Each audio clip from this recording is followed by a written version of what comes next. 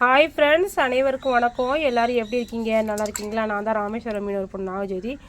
இப்போ நம்ம மீன் பார்த்திங்களா, ஓரா மீன், அப்புறம் இது ஜிலேபி மீன் சொல்லுவோம்ல, அதுவும் கடலில் தாங்க வந்தது. இதுவும் பாருங்கள் எவ்வளோ பெரிய மீன். இது தோணியில் உள்ள மீன் தான். இதுவும்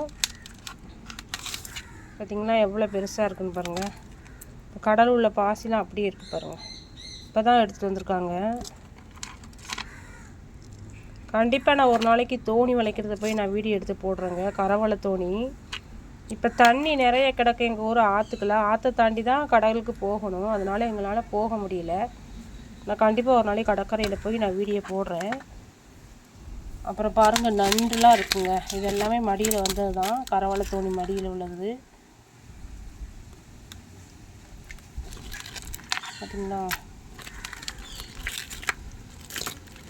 இதெல்லாம் நாங்கள் குழம்பு வைக்க போகிறோம். மீனை குழம்பு வச்சுட்டு இது எல்லாமே பொரியல் பண்ண போகிறோங்க. இறால், கனவா, நண்டு எல்லாமே பொரிக்க போகிறோம்.